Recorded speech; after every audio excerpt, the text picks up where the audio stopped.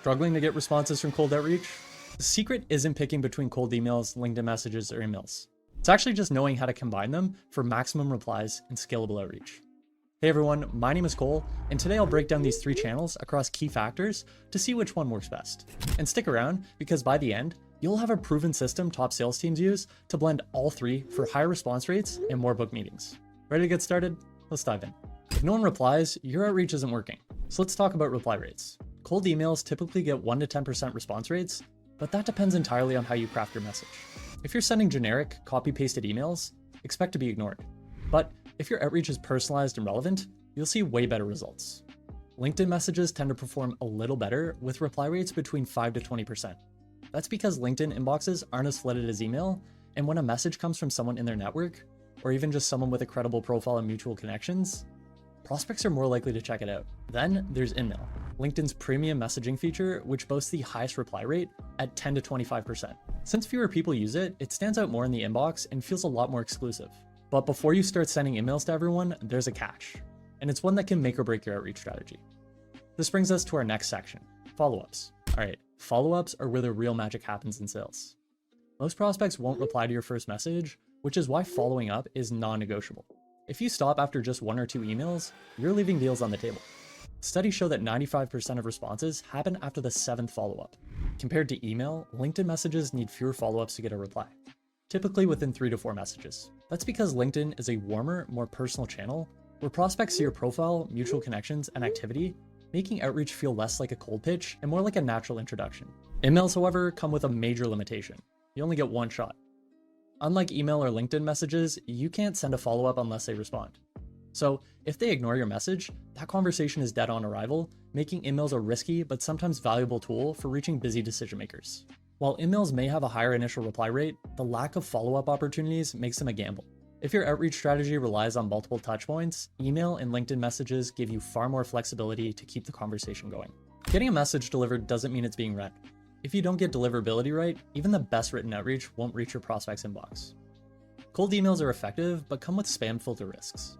If your domain isn't set up properly, your emails could land in junk folders instead of inboxes. To prevent this, you need to authenticate your emails, which verify your sender identity and reduce spam filtering.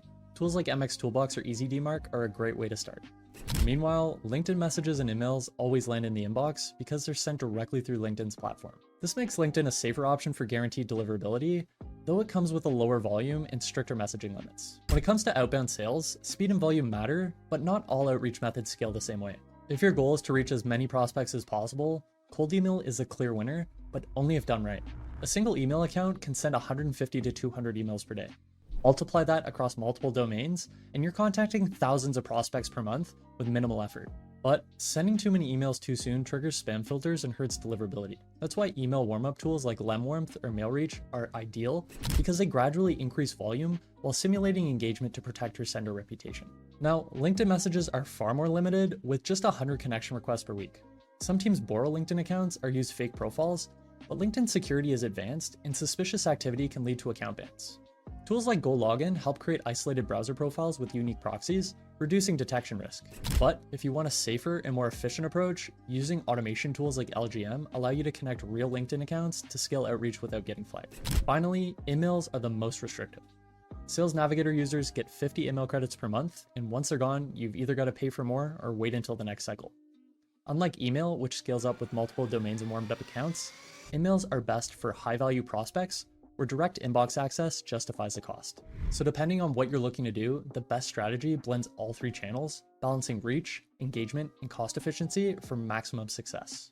So what about the costs? Well, we know that LinkedIn messaging is free and you can send emails for free, but cold email sometimes requires access to verified business emails. With most email finders charging $50 to $100 per 1,000 emails, you'd expect some high quality data. The reality, however, is that many databases are outdated, leading to high bounce rates and wasted credits. Emails, however, are the most expensive option. Sales Navigator subscription costs $99 per month for just 50 email credits, meaning you're basically paying $2 per message. This means it's best reserved for high-value prospects. Now, if keeping costs low is your goal, LinkedIn messages are the best choice. But for scalability at a low cost, cold email can take you to the next level. Just remember, it's only if you're using a reliable, up-to-date source for verified contacts. Now, before we dive into automation, it's crucial to understand the best manual approach to optimize your outreach. Start with cold email since it reaches the most prospects without connection limits. Avoid generic templates. Personalize messages by referencing pain points, mutual connections, or industry insights. If there's no response, follow up within a few days with additional context or a case study. After 2 or 3 emails with no reply, shift to LinkedIn. Send a personalized connection request referencing a recent post, industry trend, or mutual connection. Once connected, follow up with a short message referencing your previous email to keep the conversation warm. If there's still no engagement, email is the final touchpoint. Since it allows direct messaging without a connection, it's useful for high-value prospects who haven't responded elsewhere. So while the manual approach is effective, it's undeniably time-consuming. That's where LGM comes in to automate the process, allowing you to scale outreach without losing personalization. To get started, sign up for LGM and set your campaign preferences. Start with email since LinkedIn limits connection requests, and then choose the number of follow-ups you want to send.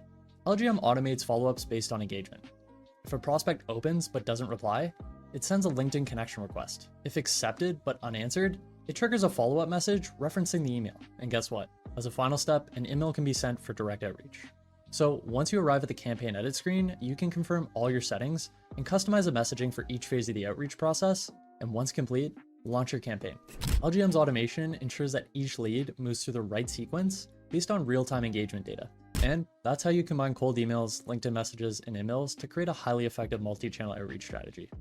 If you found this video helpful, make sure to hit that like button and subscribe for more actionable sales tips. As always, thanks for watching, happy prospecting, and I'll see you in the next video.